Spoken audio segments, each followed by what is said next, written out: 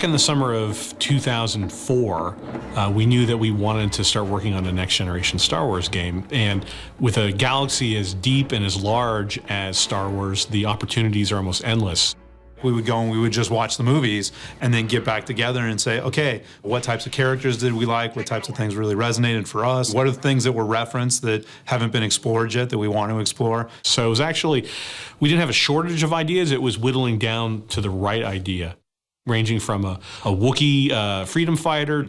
We looked at games centered around some of the main characters, so a Darth Maul game, for example. Some we were more intrigued with than others, but nonetheless, we really wanted to get input from George. He laid out that there were things that you had to hit in a Star Wars story, that you had to have adventure, that you had to have humor.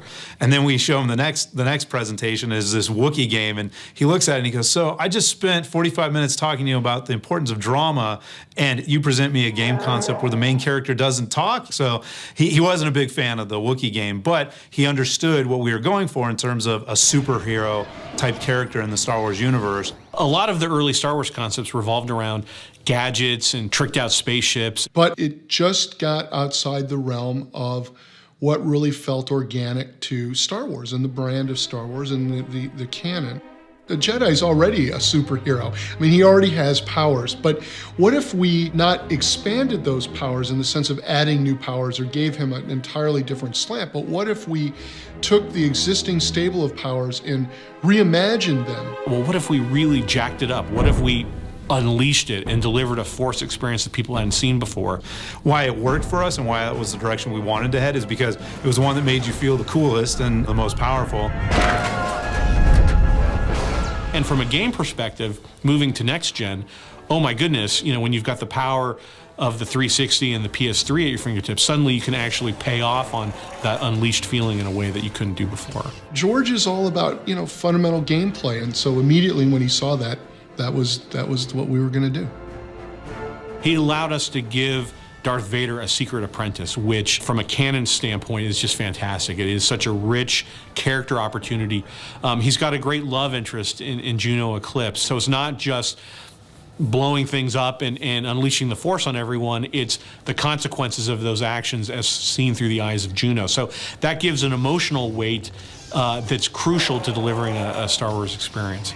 Those are elements that George always made sure we were hitting, and if we came up short on one of them, he didn't hesitate in pointing them out. We could bounce ideas off of him. He could tell us, nah, I wouldn't go there, but did you ever think about this? Or, hey, why don't you create this new character, which was fantastic because all of a sudden that opened up the canon for us. For the look of it, I like where the tech is mixed in with the old. Right. Yeah. The team did an amazing job in doing a lot of art up front for what this game could be. Good concept art for me is the beginning. It unlocks, it unleashes creativity, so to speak, where you see things, a great artist gets in there and paints in little details that you hadn't thought about. Oh, what if we do this or what if we do that? And they just went crazy and did, dozens of these really short play blasts, which are really simple animations. And then from there, we were able to select a handful to take the kind of final previs quality, and that's when we created that previs. I don't know what or who created this kind of a mess. When we all kind of took a look at it, it was one of those moments where, yeah, that's it. That's the game we want to make. That would rock. That video was incredibly important because it got all of us excited about, yeah, this is something that's going to be a great game. We were able to show it to George, and he was, yep, that's it, go make that. But as Hayden likes to point out, the scary part was once he said yes, oh my God, we had to go deliver on that, and that's what we've been doing the last couple of years. The basic premise, Hayden speaks to this all the time, and he makes us all say it in every meeting. What's the premise of the game? Kicking someone's ass with the Force. What is the core gameplay? Kicking someone's ass with the Force. Once we had that core foundation, we also could go off and begin to write a wonderful Star Wars story. It is a rich, deep Star Wars story that fits right in the continuity between Episode 3 and Episode 4. The galaxy is on the brink of darkness. The evil galactic empire has overthrown the old republic and now holds countless worlds in the grip of fear. Because of George's schedule, we had to actually put the story and the outline in a memo form to George. There was a day when, we heard that the fax was coming and everybody rushed around the fax machine. We just stood there looking at the fax machine, waiting for it to come out. And the pages start coming through, and then the machine jammed, and we're running to get new paper and fix it, and so we actually have this great crumpled fax that came through that we got and put together. And you could immediately see that he had checked off basically yes, yes, yes, yes, yes, all the way through, added a couple of great comments. Bail Organa did this, and Leia was doing this, and it's like, oh my God, this is the absolute source material for this great saga. For me, it was awesome to be able to take that fax in hand and go back to the team who had worked so hard on this, for over a year, and be able to say, this is it, guys. This is our story. This is our character. This is the use of the Force that we're championing. Let's go. Let's hit the ground and make this game.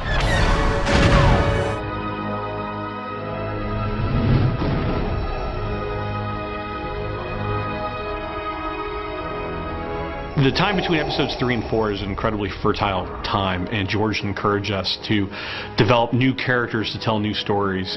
Characters at the heart of everything George has done with Star Wars, and it's certainly at the heart of The Force Unleashed.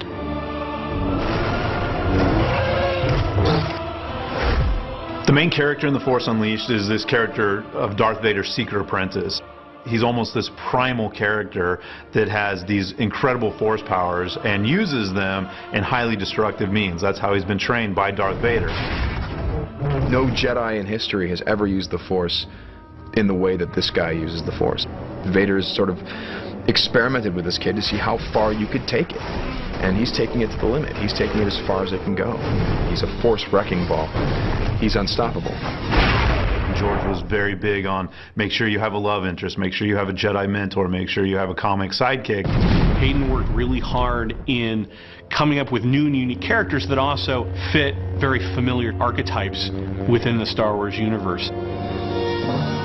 The cast for Star Wars The Force Unleashed is composed of what we call the Big Five. There's the Secret Apprentice, and that's the character you play in the game. You will never convince me to betray my master. Then there's Juno Eclipse, who's the love interest, and she's a very proper Imperial pilot who ferries the apprentice around the galaxy. My orders are clear: to keep your ship running and to take you wherever your missions require. There's General Coda, who is a hard-boiled Jedi Master that kind of develops a relationship with the apprentice and becomes the apprentice's kind of new mentor figure. Months of attacking Imperial targets, and Vader sent a boy to fight me. There's Proxy, who's the droid's sidekick, and he brings some comedy to the story. And then, of course, there's Darth Vader, who is the apprentice's master, and it's his plot and his schemes that are propelling a lot of the story forward.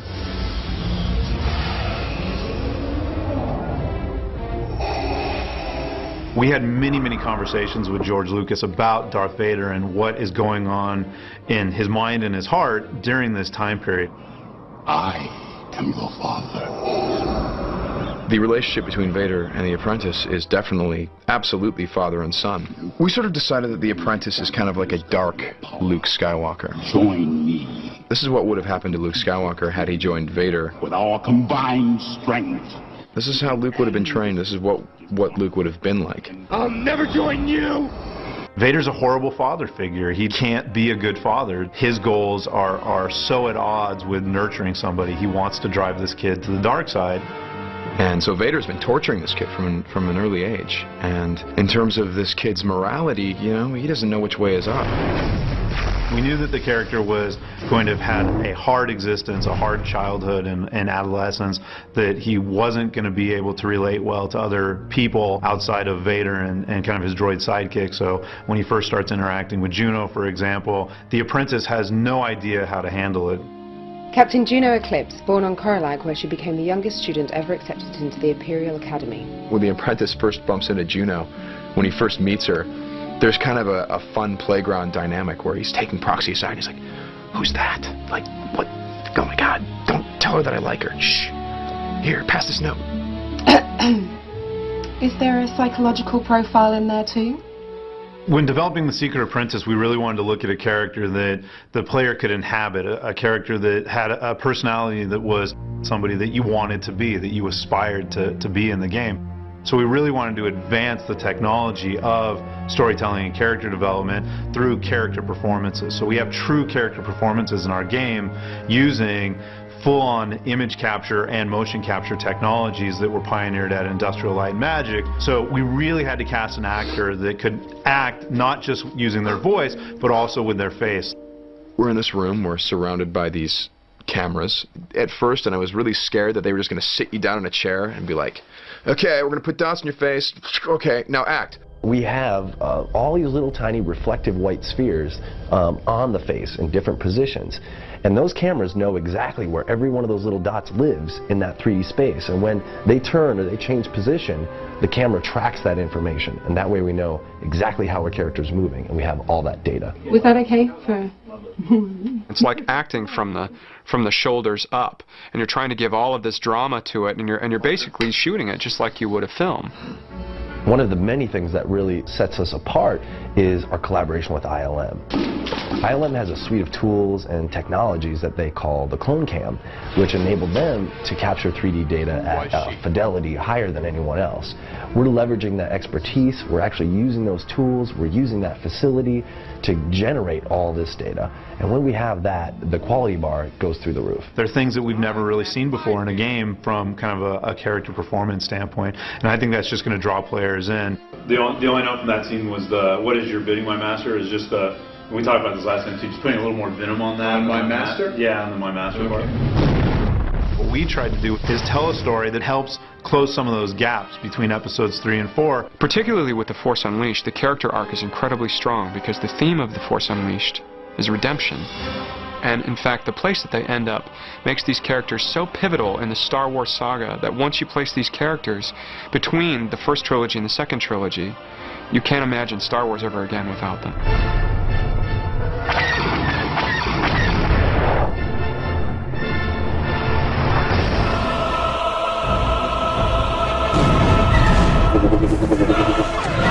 We spent several months trying to find the right concept for The Force Unleashed, and once we kind of hit on this idea of you being Darth Vader's secret apprentice and having these over-the-top force powers, and George signed off on that, we had an even bigger challenge ahead of us, and that was figuring out how are we actually going to bring that vision to life. The power of the next-gen systems has allowed us to integrate 3 very complex and robust simulation technologies into The Force Unleashed. Havoc is a technology that we used for our underlying physics system. It's a very robust physics engine that allows us to move a great number of objects on the screen at any given time. That's one part of the 3 different physics simulations that we're bringing to bear on The Force Unleashed. Euphoria, which is one of the new technologies that we're integrating into the game, is actually true biomechanical AI. Euphoria is the tech that enables us to take an animated character, and when something unexpected happens or when they're being picked up into the air, they actually can reach for things, and it's second nature to the character. They have a sense of self-preservation, a sense of awareness, and what that does for the player is it ensures that no 2 reactions are ever the same. If you're using the Force to grab a crate and you want to slam it into a Stormtrooper's face, for instance, what's he going to do? Well, he has Euphoria, which is behavioral AI. So he could duck the crate, he could dive out of the way of the crate, he might even grab onto the crate. You never know how they're going to react, you just know that they are going to react. The other new technology that we've integrated into The Force Unleashed is digital molecular matter, or DMM. DMM is a way of simulating the substance of objects, sort of pretending that they're molecules, so that instead of moving parts, you have the material that it's made of. Things actually behave like they do in the real world. Glass will shatter like glass, metal will bend like metal, wood will splinter like wood. And that creates a very authentic and interactive environments and ensures, again, that you don't see the same thing twice. The difficulty came in getting all 3 of those systems, Havoc and Euphoria and DMM, to work together, because they're 3 very different simulations. Even though it was difficult, it was really important for us to focus on simulation-based gameplay, because we really feel that that does offer, you know, kind of new and unique experiences for the player. Simulation-based gameplay is essentially unpredictable. You don't know exactly what's going to happen. You start getting in this situation where you're losing a little bit of the control, and you don't exactly know how it's going to play out. Just to give you an example of how complex this gets, if I take a crate and I throw it into another crate, Havoc kind of tells the game everything it needs to know about that crate. Its mass, its size, when I throw it, the velocity that it's traveling at. However, if I'm to take that same crate and throw it at a stormtrooper, now suddenly we have two different simulation technologies that need to talk to one another and know about each other. The crate, which is Havoc, needs to slam into a stormtrooper who's infused with Euphoria. And now that character with Euphoria needs to know how fast that crate was moving, what direction it was coming, the velocity, the size of the crate, the weight of the crate, all the different things that kind of a normal physics simulation would need to know.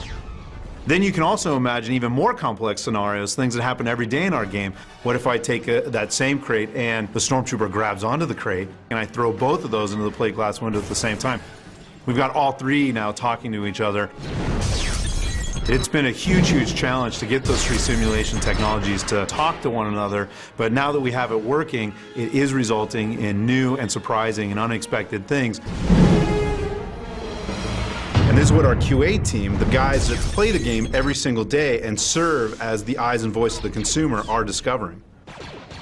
The game is doing such a fantastic job of really bringing players into this Star Wars universe in a way that I think we've never really been able to do that previously with previous generations and without this kind of DMM and Euphoria tech. One of the original visions that we had at a concept art stage was having a large, almost albino white, evil-looking Rancor come pounding through the forest and actually separate and push apart some soft-body DMM. And the moment I saw that on the screen, my eyes lit up and I said, all right, we're going to be able to do this.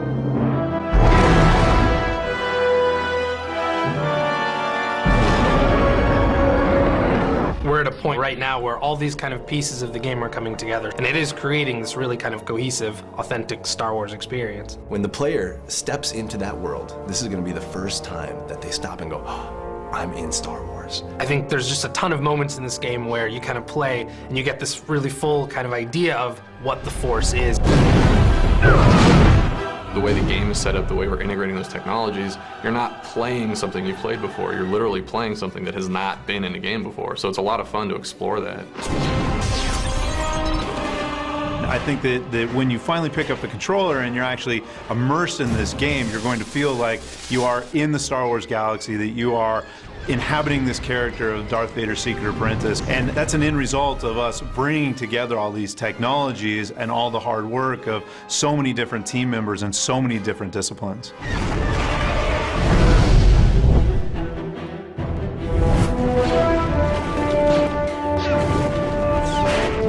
Part of the Force Unleashed experience on the next generation consoles really is digital molecular matter and Euphoria, biomechanical AI, and the Havoc physics systems.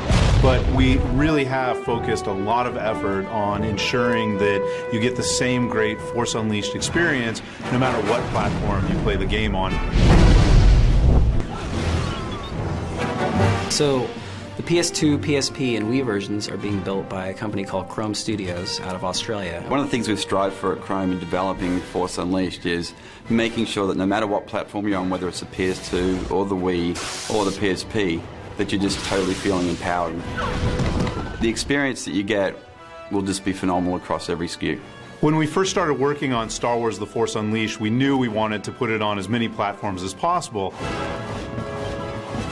But we also made the decision to ensure that each platform was going to be unique and different in its own right.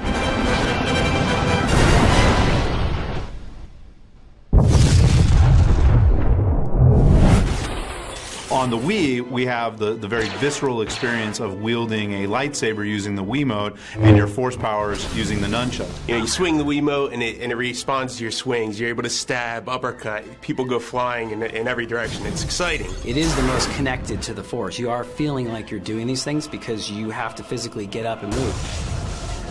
I mean, there's this combination after combination using the Wiimotes that actually just take it to another level. So it was both designed to be simplistic, but also very, very deep the more you went into the game. In dual mode, we have 9 different arenas and 27 different characters. Some that are from TFU, some that are from the prequels, some that are from the expanded Star Wars universe. So there's plenty of characters to choose from. You have power-ups and you have all these abilities. I think players really will feel unleashed in the Wii version of the game because of the control scheme. It feels like you're really engaged and connected to this Apprentice character through all the motions that you're doing.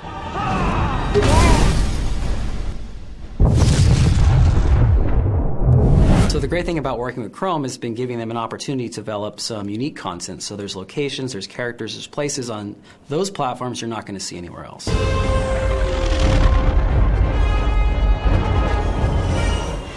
One of the things I'm most excited about on the PS2 version of the game is the original content. You're able to actually go to the Jedi Temple, which is in ruins, and participate in the Jedi trials, which are kind of metaphysical challenges. You will need all of your skill to survive. So the apprentice will go there and will confront spirits of long-dead Jedi, and I think Chrome has done an absolutely amazing job designing some very cool Sith enemies that you can actually fight. 1,000 Jedi died cursing Darth Decimus.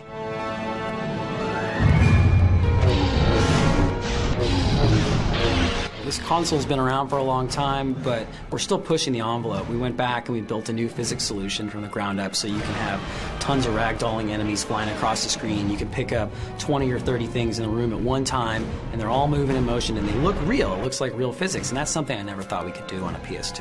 What that really means for the player is these environments are going to be much more interactive and much more destructible than you've ever seen before in a game.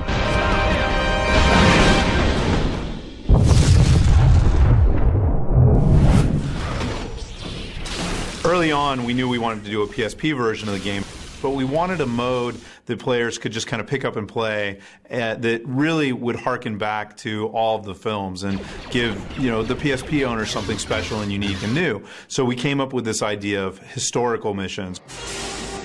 The historic missions are something that actually Lucasfilm gave us the great privilege of doing, where we get to actually relive 5 of the classic moments from the 6 movies. So you might be Luke Skywalker and Vader battling on Cloud City.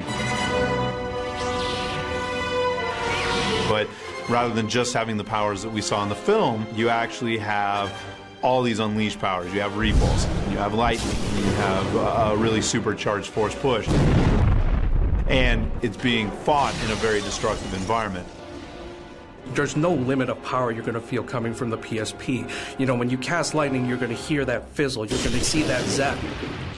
We really were able to take a PS2 quality experience and put it onto the PSP.